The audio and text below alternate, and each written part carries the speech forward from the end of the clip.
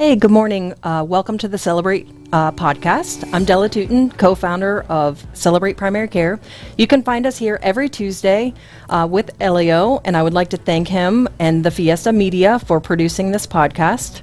October is Breast Cancer Awareness Month, and today I'd like to welcome my special friend and very good friend and guest, Susie Uloa. I did it okay. And welcome and thank you for being here with me today, Susie. I appreciate you. And we've been friends for a number of years now. Yes. I guess we've known each other almost 7 years. Oh, wow. And I love Jorge and the Best Restoration. But I'm here today to talk to you about you and your journey and tell us a little bit about your experience and that you are a breast cancer survivor. Yes. Well, thank you for having me. Likewise, I appreciate you and Celebrate Primary Care. You guys have been very important in my journey too, as you are my primary care provider. So thank you for that. And that led us to being friends, which is even better. Yes, I had breast cancer in 2014 at the age of 42, and it was the worst surprise ever. I would have never imagined that I would have cancer. Important thing to maybe underscore is that I found it myself. So I think the importance of self-assessment, self-exams, and be very familiar with something that is not quite right and then saying something about it. Yeah. Fortunately, it was early and people rushed me into, I could see my primary the same day, mammogram the same day, biopsy 2 days later. And then I got my diagnosis on maybe July 8 or 9. I will never forget that. Yeah. And so very important experience in my life and my family's life. Probably not the best that we would have. Would have never picked it, but we went through it. And I always talk about the fact that we went through it. You never go out alone. I mean, your family is right there with you. Yeah. So, Susie, I want to go and ask you back to your history because you are from Colombia. Mm-hmm. And you have 2 children, but you are a medical provider yourself. Yes. And so that, tell me a little bit about that history, and then we'll go back to your story and Perfect. how this went forward for you. So yes, we're Colombian, Jorge and I. Our children were born there. Laura, who's 28 now, and Sergio, who's just turned 23. Oh. And we came to the States almost 22 years ago. We were looking for a better future for our children, and for safety reasons, life got very complicated down there, and then we just left. And 22 years later, here we are. We raised 2 fabulous children. We moved to Gainesville later on, and I was able to go back to school and became a nurse. Okay. And you were a medical doctor in your country. Yes, I have an MD. Yeah. I graduated medical school and practiced medicine for a while. And then everything changed and we came, and very early on, we decided, George and I, that I was not going to pursue practicing medicine. And that's probably the best decision I ever made, because my family needed me. They did not need a doctor. They needed a mom and a wife. And so we would not have the family we have today unless I had done that, and I am grateful every day that I did. Yes. So when the children were a little older, I went back to school, became a nurse, and have been professionally happy and realized ever since. Yeah, that's awesome. Yes. So your healthcare experience kind of led you to figuring out, like, hey, this isn't right. And you got your screening. Can you tell me a little bit about that and about, what kind of breast cancer it was? Yes. Family history. Was there any of that? Because I think that's important for people to know. Yes. 2 things I think are important. The screening and being in contact with your primary provider, regardless of family history, is important. We all say at age 40, let's start screening. Let's have a conversation with your provider and see if there's anything that leads you or them to recommend something earlier. So every case can be a little different. Right. I had been very proactive with my screening and seeing my previous primary provider and had my mammograms every year. In the middle of us being here in the States, one of my aunts was diagnosed with cancer, and she ended up dying from metastatic disease, but she was in her late 60s. And sometimes breast cancer is very common in elderly women. Right. And so that was not a big part of my history, but it was there. And so in between mammograms, I used to be very compliant with doing my self-exam every month. And for whatever reason, I kind of fell off that. And I remember that morning, I said, it has been a couple months. I may need to do my self-exam. Don't ask me why I thought that. So I did. And lo and behold, I found a mass. And it was very evident. It was in the upper inner part of my right breast. And I panicked. I knew immediately I was in trouble. Do you remember, can you tell us what did it feel like to you? It felt very hard. It was hard and it was evident. You could not see it, but you could touch it. I mean, it was there. It's hard. And that's what people describe. It felt like a gravel, Yes, like a rock. like a rock. Yeah, because a lot of times people have cystic breast changes and it's Yes, hard to tell. And exactly. So that's where I'm going with that. If in doubt, ask. If you find something, ask. Yeah. And then you go to your doctor and they can do an exam and they can do some imaging and then they'll clear you or go down any route that they need to. Right. So diligence. Yeah, and I think a lot of people are afraid, and so they try to ignore it and put it off. But no. early detection is the best. Yes. And I think that, there's no reason to be afraid. It's better to just hit it head on, right? Yes, absolutely. So in that process for you, did you end up doing genetic screening? Yes. Two things, because of the history in my family and because I was 42 at the time. And so they did the genetic screening, which now is more like a standard practice. Back there was like, let's see if your insurance covers it, because it was very expensive. Mm-hmm. I was grateful for having a good health insurance that covered pretty much my whole treatment and covered that screening, which at the time was like in the thousands of dollars.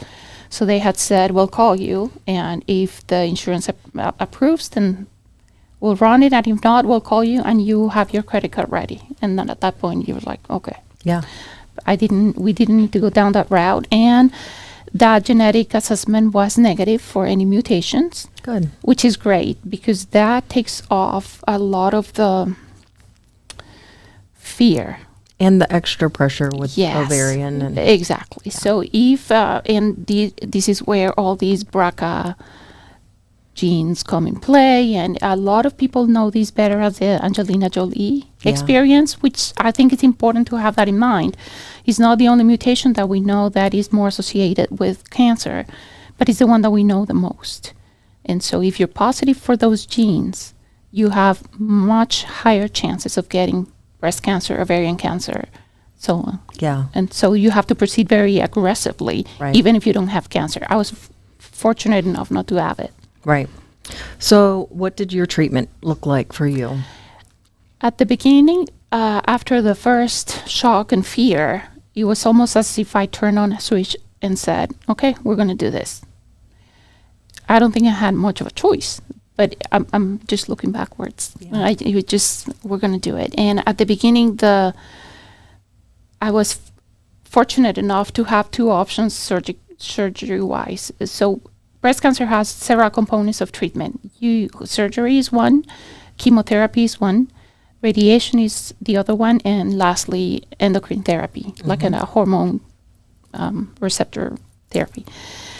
Surgery-wise, I was offered two options. Not everybody has those options. I could have a partial mastectomy or a total mastectomy.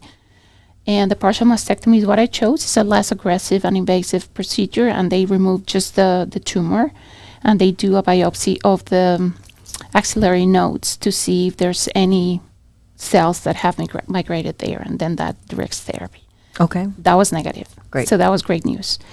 The tumor was a little bigger than what we originally thought it was, and so that led them to recommend chemotherapy. That was, at that moment, devastating for me. My mind had blocked that possibility, I think. And so it took a little more of thinking about it and processing the information, and I went through 6 cycles of chemo. Very rough. Yeah. Very rough. The first 2 or 3 were fine, and then they kind of compound their effect, and so it was hard at the end, but You got pretty sick with it. very much, Yeah. very much. Did you lose your hair? I lost all my hair. That All your was, hair. it may sound a little vain, but that's not where it comes from. That's probably the worst day of my life. Yeah. Yeah. In the middle of all these bad experience and the gravity of it all, the day that I lost my hair was like one of the worst experiences. It attacks you in your core as a woman. Sure, because our hair is so Yeah. a part of Yes. our identity. Yes, and our breasts are too. Right. And so that carries, this particular diagnosis carries that extra layer of hardship. Yeah, for sure. Mhm. You know, I don't know if you ever looked at this, but I've had some experience with patients and even friends that have had breast cancer, and they've gone the route of getting those cold caps. Mhm. And I know that those can be pretty brutal to Mhm. wear, but Yes. it sometimes helps preserve the hair. So, you know, that is an option that people can talk to Mhm. their doctor about and consider if they have to go that route. Yes, Yeah, so absolutely. At the time, I don't think it was very common. Right. I don't think we had a whole lot of access to it. And I also believe that, and I don't know the status of that, but insurances were not very into covering that. So a lot of patients had to do that on their own. yeah, I personally had experience with one of my patients later on who opted to use it, and she got very good results. So yes, Yeah. it's a lot of work, and it could be a lot of money, but it can work. yeah. Mhm. So you went through your treatment. Tell me about your follow-up. What does that look like for you now? My follow-up right now is I see my medical oncologist and my surgeon. My radiation oncologist released me. Yes. So I did well with radiation. That was like 33 treatments. And so now I see my surgeon and my medical oncologist once a year, but we stagger them so that I see one of them every 6 months. So every 6 months I'm seeing someone. And I get my annual mammogram. And I also get an annual MRI because I am a high-risk population. Back to my family history, a year after I completed treatment, my older sister, was diagnosed with the exact same tumor in the exact same place. So was it a ductal cell? What Yes, was it? it was what we call invasive ductal carcinoma, which is the most common kind of the invasive one. There's one that is not invasive, is the one that we call in situ, the DCIS. Yep. And so in situ means it has not left the place, and so in a way less aggressive. Just sitting right there. Yeah, exactly. And so most of, I would say all of the time, these patients do not need chemo, usually surgery, radiation, and so on.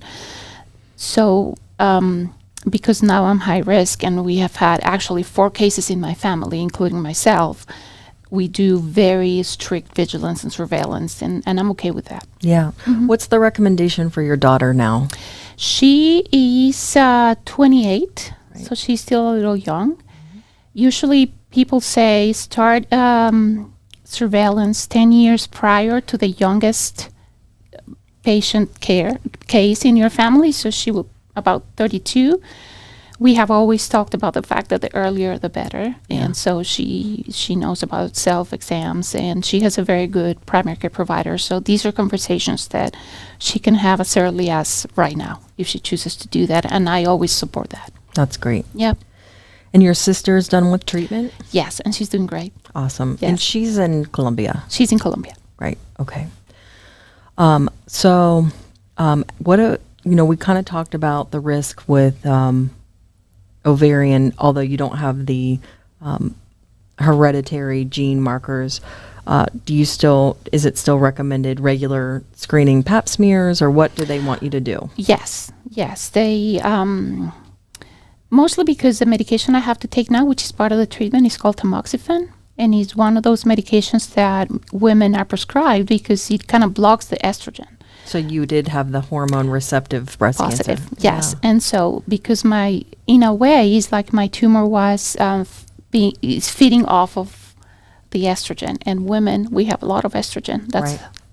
the nature of it. And so that medication blocks those estrogen. And one of the side effects is that it can cause endometrial thickening, which is the inner part of the uterus, as you know. And so we have to watch out for that. I haven't had any symptoms, and I go to my GYN once a year, and just regular Screenings. Regular screenings. Yeah. I don't want any more surprises. So Yeah. if they say screening, I'm there. Well, what I think is amazing is that you've been through this as a patient. You've been a healthcare provider. You're a nurse. But you used, and I know that you had a journey in your career, but you used your experience to be a patient navigator and an advocate for breast cancer patients. Can you tell me a little bit about that? Yes, it is one of the most fulfilling experiences I could have ever imagined having. It is such a privilege to be part of someone else's care, and in such intimate way. And so about a year after I finished my treatment, I received a call from a nurse who I had met at the center where I was treated, saying they were looking for a nurse navigator for breast cancer patients. I'm like, oh, I didn't know what that was. And I said, well, I'm a nurse, so I'm 50% there, and if you train me, I'll do it. And it was great. And the nurse navigator is somebody that holds your hand throughout treatment. So I was able to, I worked there for a good couple of years, and it has been an amazing experience. I am still a nurse navigator, although I work now remotely. Yeah. Which is That's great. is wonderful. I think it's so wonderful, and I think that sometimes when we have these experiences in our life, it allows us to have true empathy and care, and that we can sit with people and know and understand what they're going through. I agree. And it's just such a blessing, even though I think sometimes bad things happen in our lives, right? We can take it and use it for something so wonderful like you're doing. Yes, So I yes. love that about what you're doing here. And I love what, you guys do here in the community I know that you're still part of the business, but I love that you guys contribute so much here and are so involved. And can you tell me a little bit about some of the things that you're interested in the community, or some things that you're involved with here? Yes, absolutely. So the rationale behind that is that when we came to Gainesville years ago, this community just welcomed us with open arms, and our biggest achievements have happened because we are part of this community and we were welcome as such. And so we made a point, and we make a point every day, to give back to this community that has been more than wonderful to us. If you think about it, our children grew up here, they went to school here, they graduated school here. One of them still lives here and works in our company. And we bought our first home, and our business just bloomed. And so we love this place. This is home for us. And so because of my experience with cancer, we have been very active with the American Cancer Society and the Making Strides Against Breast Cancer Walk, and every other opportunity we have, we're there to help. But there are many other initiatives and nonprofits here that whenever we can, we help. We have been, you probably have seen my husband having his podcast every week with a nonprofit report, which has been a great way to give a little a platform for those nonprofits to be known, and for people to know what we do. Jorge works with the Family Promise nonprofit here. He is part of the board. I am very close to Peaceful Paths too. A wonderful cause and a wonderful organization. I am also part of the board. We have been involved with many other things, and whenever we can, we help. Grace Marketplace, Ronald McDonald House, St. Francis.